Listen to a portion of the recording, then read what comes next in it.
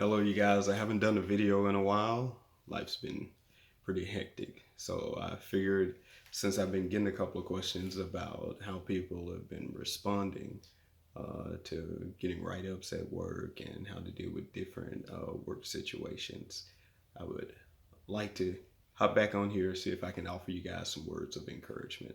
One thing that I would definitely say is to don't burn bridges, especially if you're in the healthcare industry like I am.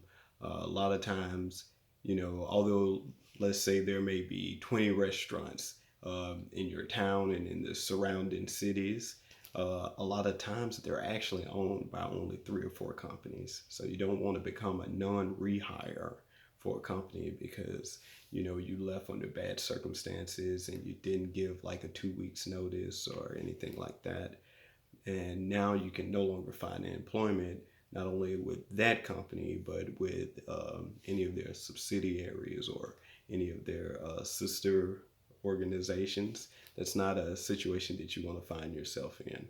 What you do want to do is when something bad happens at work, you want to respond appropriately, and you want to also make sure that you're standing on solid ground. And by that I mean you want to make sure that when your supervisor brings you into the office and then they offer you a write up, that you not only sign the paper like I told you in the last video, and always put down what actually happened from your point of view. That way, if you guys ever end up in litigation or if it ever goes to HR or you need to speak with someone higher because the person who's in charge of you is treating you unfairly, then that person, not even knowing the every detail of your job and what's required for you to do, they can look at it, and a reasonable person can say, okay, well, this person's been unfairly written up, and that won't count as a strike against you.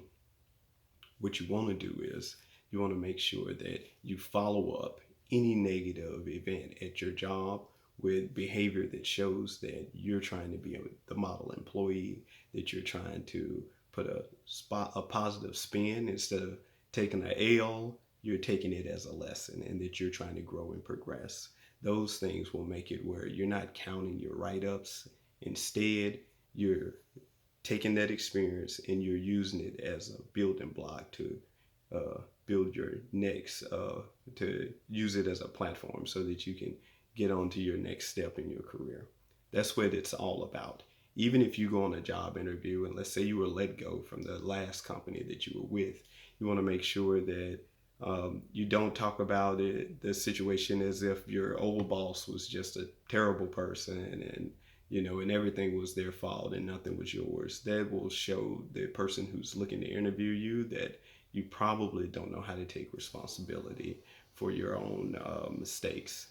And that's not what you want. That's not what adulthood is about. And that's not a good way to show that you have a measure of personal growth that you've achieved, and that when something bad happens that you don't cower. You want to make sure that instead of it was their fault, it was okay, well, here's the situation, here's how I played a part in it, or how I was perceived as playing a part in it. How can I either stop that behavior or at least reduce the perception of my involvement in some sort of negatively perceived behavior?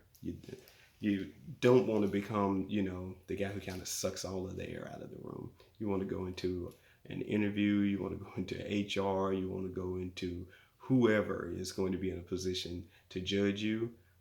You want to go in front of them and you want to show your best face. And you also want to have the best actions to match that best face so that your actions speak louder than your words, so that the actions that you've displayed since that write up show growth and show a totally different person. You want to go into the interview and the interviewer can see, well, okay, well, you had this bad experience. We all have them.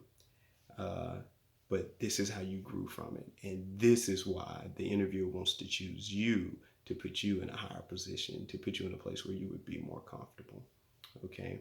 So make sure that you try to take every bad situation and look at the positive.